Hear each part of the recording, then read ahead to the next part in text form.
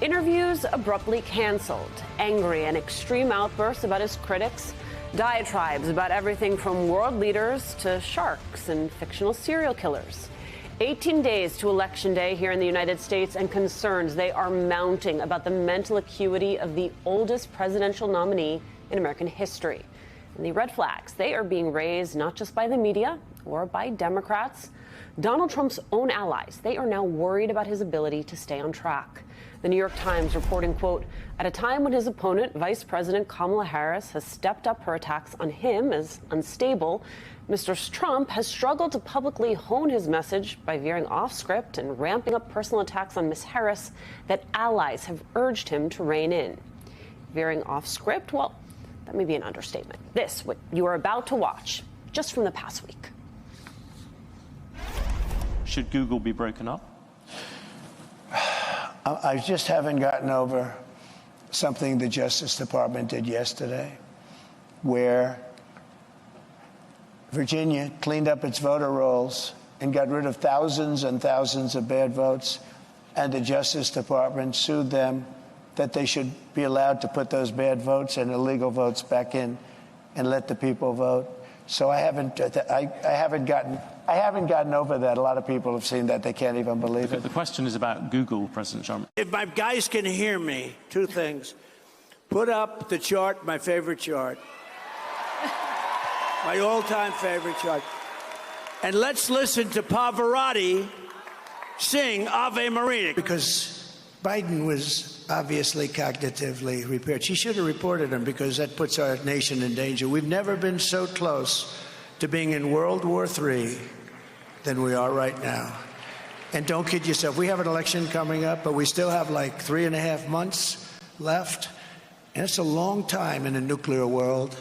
And that would be a war like no other. And I'm not thrilled about the people representing us, even for a short period of time.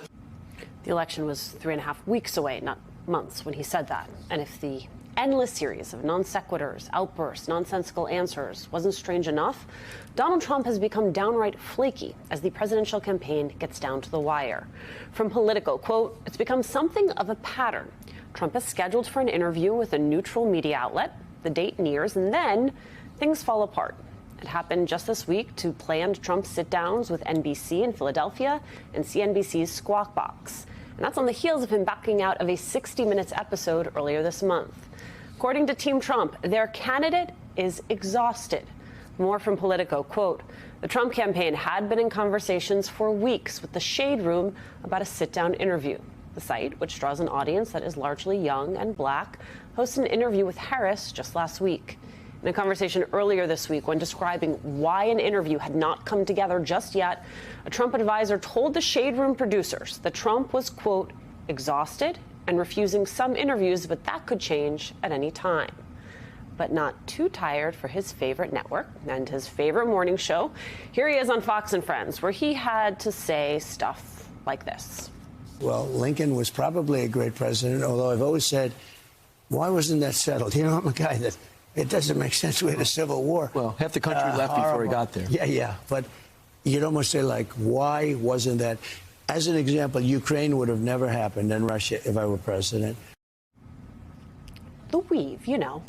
An exhausted Donald Trump also somehow found time for a podcast with Fox News star Dan Bongino where this happened. I'm just a slight tad bit younger, but you remember 1980s Times Square pre-Giuliani. Yeah. You know, remember the faux Lexus, the fake Rolexes, and then all the peep shows and stuff. I mean, some of the scammers were good. Remember the shell game guys? That's like, right. they were good. Like, so that's them. Like, if you're going to be good at a scammer, you might as well be good at it. That's what 60 The press Minutes is a big scam. Oh, it's terrible. You know, I don't know that a country can come back if it has a fake press. It's hard. Because they're like the policemen. You know, they keep people honest, right? But Democrats don't have to be honest. They really don't have to be honest, because they will never be accused of anything. It's interesting. I was so amazed that Harvey Weinstein got schlonged.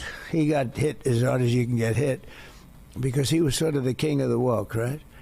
Yeah. And yet he got hit. And I figured that maybe he wouldn't get hit so hard. But boy, did he get, you don't know him well, I don't know him well. Yes, Harvey Weinstein, well-known king of the woke. But don't worry, Donald Trump, he says he is just fine. I am the most stable human being. Remember, they said a stable genius. I am the most stable human being. I've been doing this for a long time. And all that is where we start today. MSNBC political analyst Mara Gay joins us. She's editorial board member with the New York Times. Plus, Reverend Al Sharpton is here. He is the host of MSNBC's Politics Nation and president of the National Action Network. And this weekend, he's going to be interviewing Vice President Kamala Harris in Atlanta. We're going to talk more about that forthcoming interview a little later on. Also with us, MSNBC columnist and contributor Charlie Sykes and NBC News correspondent Vaughn Hilliard. All right, Vaughn, 19 days to Election Day. Trump is on TV saying Abraham Lincoln should have cut a deal to avoid the Civil War. He goes on a podcast to talk about how prosecutors threw the book at Harvey Weinstein. Just did I get all that right? Is that where we are? I think that that's pretty accurate. There's not exactly a campaign focus, largely because the candidate himself doesn't stay focused on one specific message. And, you know, his reference to somehow Abraham Lincoln should have settled before the Civil War started between the Union and the Confederacy, of course, what exactly would a settlement look like? Would that include slavery?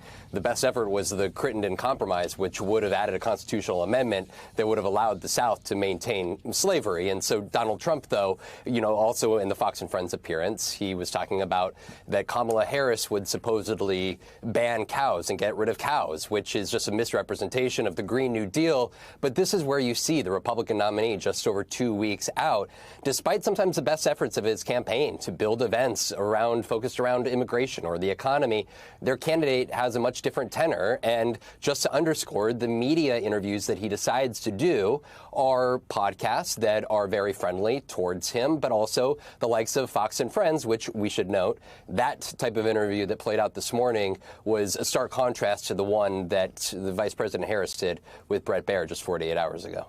So, Maura, I want to correct myself. I said 19 days. It is 18 days. We all have the right to misspeak. There's the misspeaking, and then there is the exhaustion. If you're too exhausted to talk to the shade room, are you potentially too exhausted to be president of the United States?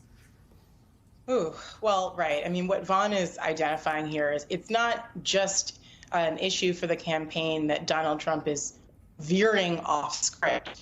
I think a central issue that he has in making this closing argument is he isn't going to win with just his base. And much of the appeal of Trumpism that I hear when I talk to voters, that we see in polls, is this, and I think it's a false idea, but this idea that he's strong, that he projects strength and leadership, and this idea that he's an outsider and that a vote for him is a rational choice for Americans who somehow feel disaffected by the political system. Now, I don't believe that Donald Trump actually has solutions for those Americans, but that is a large part of the appeal that you hear when you talk to voters at rallies and on the trail. The problem is that the reality of Donald Trump himself and who he is, of course, just none of those things.